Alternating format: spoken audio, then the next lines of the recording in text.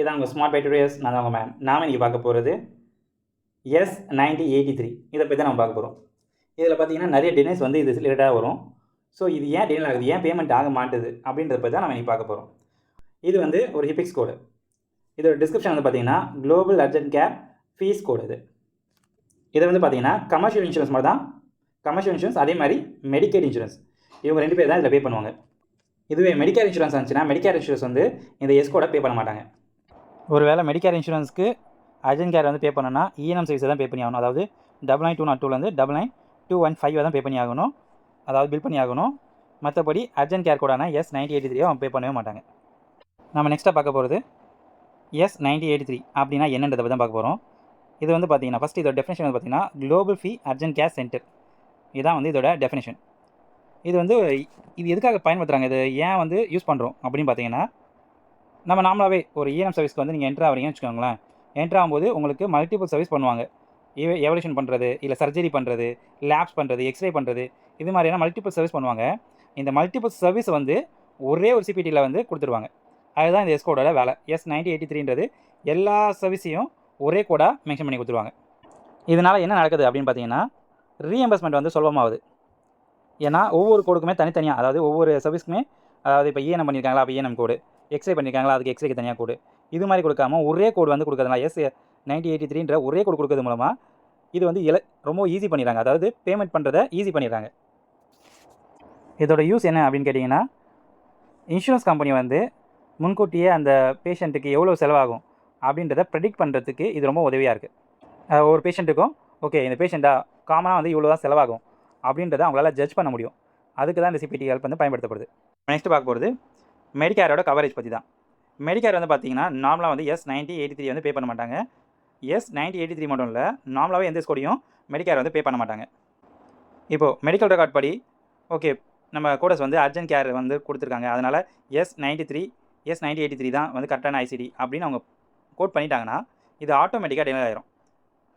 So கோடுக்கு தெரிஞ்சிருக்கணும் S9083 வந்து அவங்க பே பண்ண மாட்டாங்க அப்படின்ட்டு தெரிஞ்சிருக்கணும். ஸோ அதனால் இந்த டிலே வந்து நம்மளால் தவிர்க்க முடியும். இதனால தான் பார்த்தீங்கன்னா கோடஸ் வந்து மெடிக்கேருக்கு மட்டும் ஸ்டாண்டர்ட் இஎன்எம் சர்வீஸ் கோடான 99202 99215 வந்து பில் பண்ணுவாங்க. அப்போ தான் வந்து பேமெண்ட் நடக்குன்றது அவங்களுக்கு தெரியும்.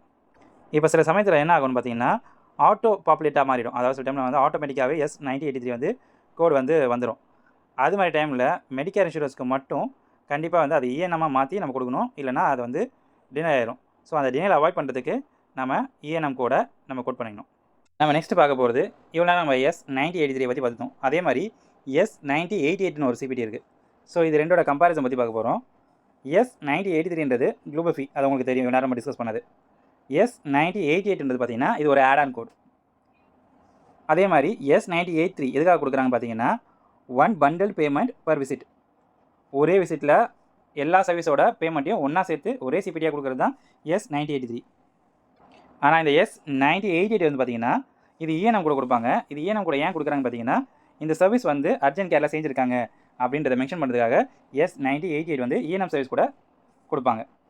சேம் மெடிக்கேர் கவரேஜ், மெடிக்கேர் எஸ்கோட் பே பண்ண மாட்டாங்க தெரியும் நம்மளுக்கு. அதனால் S9083 இருந்தாலும் சரி, S9088 இருந்தாலும் சரி, மெடிக்கேர் பே பண்ண மாட்டான்.